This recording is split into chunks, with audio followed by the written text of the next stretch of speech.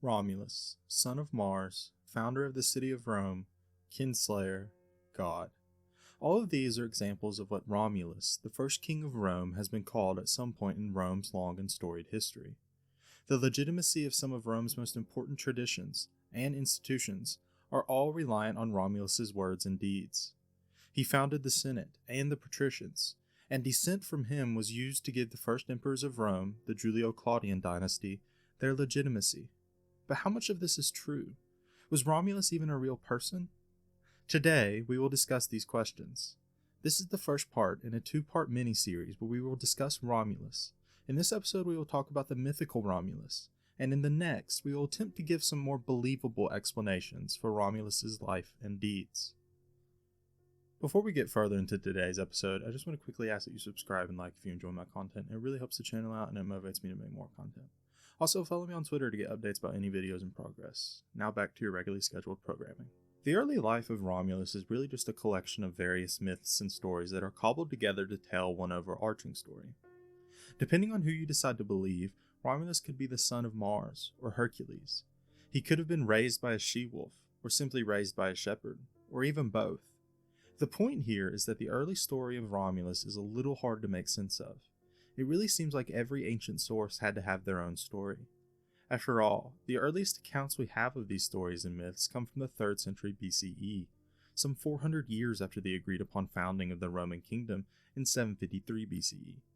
Today, I'm going to be sticking to the most common story, and the story that most Romans in the late Republic and Empire would have been familiar with. But if you would like a video that explores some of the other myths that exist, then please let me know down below. The one thing that all sources agree upon is that Romulus had a twin, Remus, and that the twin's mother was Rhea Silvia. However, the story really starts many generations before Romulus and Remus, with the fall of Troy and the fleeing of the legendary hero Aeneas. Aeneas was the son of the Roman goddess Venus. The Greek equivalent would be Aphrodite, the goddess of beauty, and Anchises, a member of the Trojan royal family. Aeneas would be commanded by the gods to flee from the city of Troy before he could be captured or killed. He would gather a group of followers and friends known as the Aeneids. Aeneas and his group would travel the Mediterranean looking for a new home. After a failed stop in Sicily, the Aeneids would be caught in a rough storm and be forced to land in Carthage. While in Carthage, Aeneas would have a brief love affair with Dido, the queen of the Carthaginians. Eventually, however, Aeneas would be reminded of his mission by the Roman god Mercury, or Hermes for all you Grecophiles out there, and he would decide to leave Dido and Carthage behind. Dido, upon realizing this, cursed Aeneas, the Aeneids, and their descendants to forever be against Carthage. This curse would eventually boil over into the Punic Wars, where the descendants of Aeneas would triumph over the descendants of Dido for the final time. Eventually, Aeneas and his group would end up in Latium, the ancient name for the region where Rome would eventually blossom. While there, Aeneas would fight a war against the Rutuli and the Etruscans over his marriage to the Latin king's daughter. He would win that war and found the city of Lavinium. His descendants would go on to rule as kings and rulers of various Latin cities. Those descendants would eventually culminate in Romulus and Remus. I skipped over a lot there, but this is a video about Romulus, not Aeneas, and I thought it prudent to get to Romulus as soon as possible. The real key here is to remember that Romulus is, according to story and myth, related to the Trojan royal family itself. Romulus and Remus would be born at some point around 771 BCE in the city of Alba Longa. Alba Longa was a Latin city that was, according to traditional myth, founded as an offshoot of the city of Lavinium, Aeneas' city. Their mother was Rhea Silvia, the daughter of the king of Alba Longa, Numitor. Numitor was a direct descendant of Aeneas and was supposed to take over the kingship of Alba Longa after his father's death. However, his jealous brother, Amulius, overthrew Numitor and claimed the kingship. Amulius would go on to murder all of Numitor's sons and order Rhea Silvia, Numitor's only daughter, to become a Vestal Virgin. A Vestal Virgin were priestesses of the goddess Vesta, or Hestia if you're Greek. Vestal virgins were protected by Latin law from being impregnated. In fact, any man who attempted or succeeded in doing so would face death. However, mortal laws do not apply to the gods. Rhea would be raped by the god of war, Mars, and would become pregnant with Romulus and Remus. Upon finding this out, Aemilius was furious and ordered Rhea imprisoned and the twins killed. Aemilius was terrified that the twins would be able to gain enough support to overthrow him. However, the servant who was sent to do the job took pity on the boys and set them adrift in the Tiber River. The two boys would be saved by the god of the river Tiber, Tibernius, who would give them to the she-wolf Lupa. For a time, the boys lived with Lupa, until the farmer Fastulius would find the boys and adopt them as his own. The twins grew up tending flocks and fields, completely unaware of their true identities. Romulus and Remus would eventually reach adulthood, where they would become embroiled in a bitter dispute between Numitor and Amulius. Remus would be taken prisoner and brought to the city of Alba Longa, where Amulius had suspicions of the boy's identity. Romulus, meanwhile, began to gather a force to storm Alba Longa and free his brother. In most versions of the story, Romulus is now told his identity by Fastulius, who had actually been a servant for Amulius and had known just who the two boys he had saved were all along. In some versions, it turns out that Remus was actually captured by Numitor, who figures out the identity of Remus, and the two decide to join together to overthrow Amulius.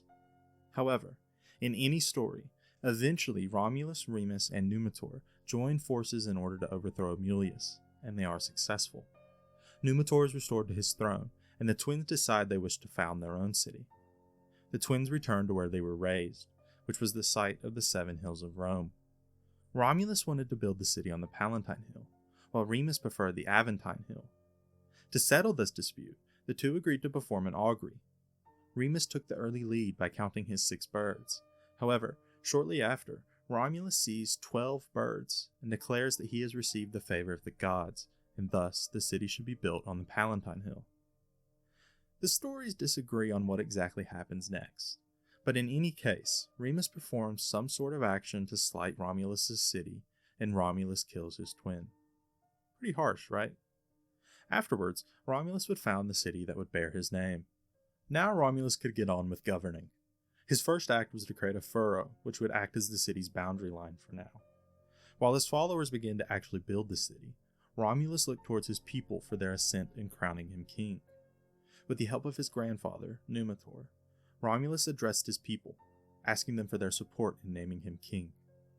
He received their approval, and after receiving favorable signs from a sacrifice to Jupiter, Romulus was proclaimed king of the newly found Rome. From brother slayer to king. Turn around to the century, right? Romulus divided the people of Rome into 3 tribes. These tribes were further broken down into 10 curia. This classification was to ensure that each portion of people would give the appropriate amount of tax and levies for the military. This system of grouping would last for centuries in Rome. While we don't know exactly how each group was taxed, we do know that each curia was obligated to provide 100 infantry, or a century, and 10 cavalry. If we do our math, each tribe would then be obligated to provide 1,000 infantry and 100 cavalry, which in total would be 3,000 infantry and 300 cavalry. That 300 cavalry would go on to form the Solares, the bodyguards for the Roman kings. At this time, Romulus also picked 100 men from the leading families of the tribes to be the first members of the Roman Senate. Romulus would call these men paters, or the city fathers. This title would eventually become patrician, and thus one of the social classes in Rome was born. Rome quickly filled up with many colonists searching for a new city to forge some sort of life in. Romulus knew that the city needed to grow, and it needed to grow fast if it was to secure itself. Because of this, Romulus allowed nearly anyone the freedom to come to Rome and make a life. This included criminals, runaway slaves, and just about anyone else you can think of. While this worked, in that it quickly increased the population of the new city, the issue was that these new people were overwhelmingly unmarried men. I think the issue here is fairly clear to see. Without women to marry, the citizens of Rome had no way to reproduce, and so, in a generation or two, the city would slowly crumble into nothing. This was unacceptable to Romulus. To attempt to deal with this problem, Romulus looked to the neighboring cities to try and find brides for his men. He sent envoys to all nearby cities with the goal of attracting women or making some sort of deal in exchange for brides. These envoys were all rebuffed. So a much more devious plan began to formulate in Romulus's head. He would invite the neighboring cities to a festival, and at a predetermined signal, his army would push their way through the crowd and take any woman who was marriageable. Pretty terrible thing to do, right? This episode would come to be known as the Rape of the Sabine Women, and it would be a black spot on the history of Rome for centuries to come. Terrible or not, this insane plan did actually succeed. However, the towns who had just had their women kidnapped were not happy, and instantly began to plan war with Rome. The first three towns, Canina, Crustuminium, and Antony, were easily beaten and conquered by Romulus and his men. However, the last group, the Sabines, would prove to be a much more difficult opponent. You see, the first three towns were all Latin, and thus were mostly left to attack and defend themselves with only their local population. The Sabines, on the other hand, were a whole different grouping of peoples. They were not Latin, and thus were able to call on the support of more than just their individual towns. The Sabines and the Romans were eventually forced to do battle. The battle seemed to be fairly evenly matched at first, but at some point, the Romans began to waver in front of the Sabine advance. Romulus vowed to build a temple at the exact point his men were standing.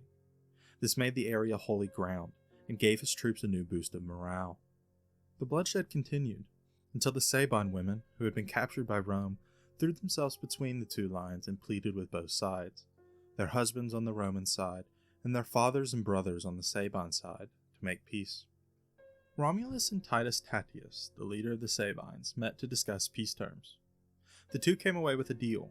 The Romans and the Sabines would unite to form a singular community. This community would be ruled jointly by Romulus and Titus as co-equal kings. Along with this, Romulus had earlier allowed many of the families of the women he had captured to settle inside of Rome. And so, Romulus had really achieved exactly what he set out to do. He got his supply of women, he had increased the population of Rome itself, and he had ensured that Rome would survive for at least another generation. The only real price he had to pay was that of becoming a co-king. However, that issue wouldn't be around for much longer. We are not exactly sure in what year it would happen, but we know that Titus would die after just a few years of joint rule. According to our sources, Titus's family, or his close friends, had been involved in some sort of raid on the Latin city of Laurentum. The city sent a group of ambassadors to demand justice. However, Titus refused to allow Romulus to hand over the men responsible, and so the ambassadors left empty-handed. On their way back to Laurentum, the ambassadors would be attacked by a group of Sabines, likely on the command of Titus. A few survived and were able to make it back to Rome. Romulus was furious and ordered the arrest and capture of those responsible. The men responsible were then handed over to the ambassadors. Titus followed the group out of Rome and forcibly freed the captives. The story goes quiet for a time, until the two kings go to the city of Lavinium to complete a sacrifice of some sort. While there, Titus is murdered by a group of citizens in retribution for his acts against Laurentum, as the two cities shared a close relationship and alliance. Romulus refused calls to avenge the Sabine king's death, and instead reaffirmed the alliance between Rome and Lavinium. A little suspicious, right? Anyways, Romulus was now the sole king of the newly combined Roman and Sabine state.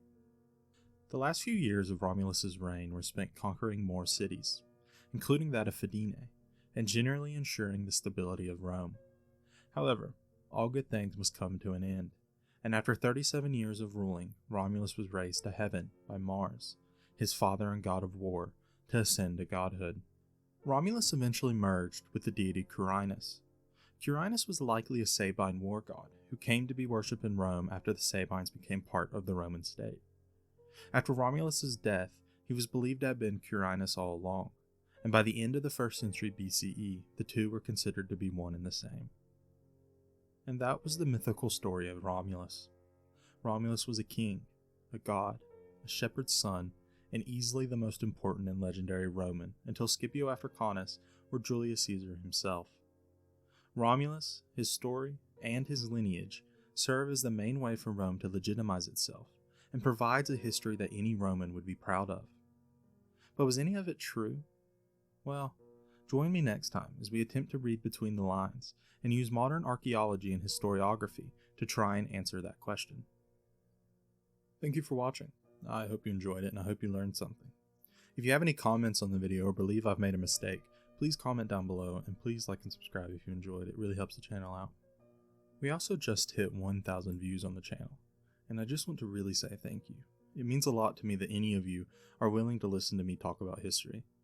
I love history, and I love telling others about that history, so thank you for giving me the opportunity to do that. Peace.